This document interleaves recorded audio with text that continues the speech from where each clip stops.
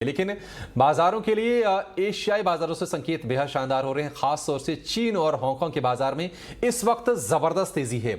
हम कुछ सत्र से दबाव देख रहे थे, प्रेशर में थे मार्केट्स, लेकिन आज जबरदस्त रिकवरी है। और आप देखिए हांगकांग का बाजार जो है उसका इंडेक्स है हैंगसेंग, वहां पर 9% के आसपास का उछाल है। शंघाई में करीब 3.5% के आसपास का उछाल है। लेकिन ये तेजी बनी क्यों है, इसके पीछे क्या वजह है, ये बताने के लिए हमारे साथ जुड़ गए हमारे सहयोगी डिम्पी कालरा। डिम्पी, बताइए इतनी जबरदस्त तेजी क्या है, इसकी वजह? जब चीन जैसा देश और कोई अनाउंसमेंट करे और वो भी उसके सेकंड मुखिया अगर अनाउंसमेंट करें तो तेज़ी स्वाभाविक है, ऐसी ही तेज़ी आती हुई दिखेगी।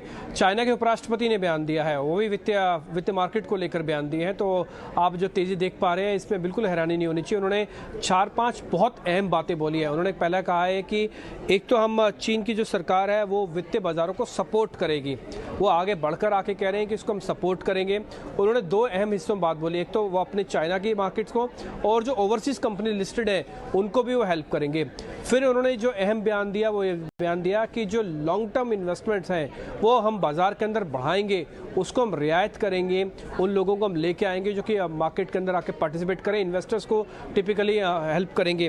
तो फ्लेक्सिबिलिटी जो दिख रही है पॉलिसीज़ में उनकी लेकर, जो पहले सख्त रवैया रहता था फिनटेक कंपनीज को लेकर, उस पर भी उन्होंने लचीला रवैया अपना लिया। एकाएक मैं ये कह सकता हूँ कि 360 डिग्री का चेंज है। अब वो ये कह रहे हैं कि हम प्लेटफॉर्म वाली कंपनीज को भी तवज्जो देंगे, इंपॉर्टेंस देंगे और उसको भी हम आगे रखेंगे।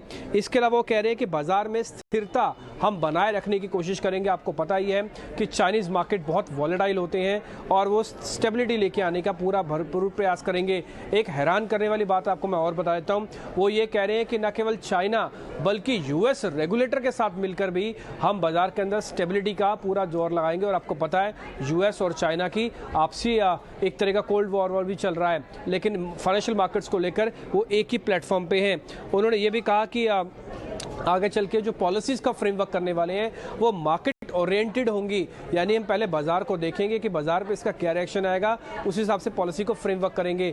और चाइना का जो पॉलिसी फ्रेमवर्क होता है आपको पता ही है वो काफ़ी सख्त रहता है और उसका इम्पैक्ट जो है वो काफ़ी दिनों तक चलता है। इसलिए आप जो बढ़त देख पा रहे हैं 8.5% की, 10% की, ये एक स्वाभाविक है इस बयान के बाद बढ़त आना। और ज़्यादातर टेक कंपनीज तेज़ हैं। आपको मैं कुछ एक कंपनीज के नाम बताऊँगा, जैसे कि अलीबाबा है और नेट ईजी है। ये सारी की सारी कंपनीज काफ़ी अच्छी से मजबूती से आज चल रही हैं और आप अपनी स्क्रीन पर भी वो सारे आंकड़े देख पा रहे हैं। जी, शुक्रिया डिम्पी इस जानकारी के लिए। तो चीन की उपराष्ट्रपति ली हुई ने साफ शब्दों में आके ये कहा है कि वो कैपिटल मार्केट को, फाइनेंशियल मार्केट को सपोर्ट करेंगे और उनका ये बयान बाजारों को जोश देने के लिए काफ़ी है। और आप देख रहे हैं कि हांगकांग के बाजार में 9% के आसपास का और चीन का जो प्रमुख इंडेक्स है शंघाई, वहां पर हम देख रहे हैं कि आज 3.5% के आसपास की जबरदस्त तेजी है। दरअसल अमेरिका में कुछ जो लिस्टेड स्टॉक्स हैं चीन के, टेंसेंट हुआ या फिर और भी बाकी स्टॉक्स हैं, इनके लिए कुछ रेगुलेटरी एक्शन की बातचीत हो रही थी, कुछ आशंकाएं जाहिर की जा रही थी और उसके चलते लगातार ये प्रेशर में थे स्टॉक्स।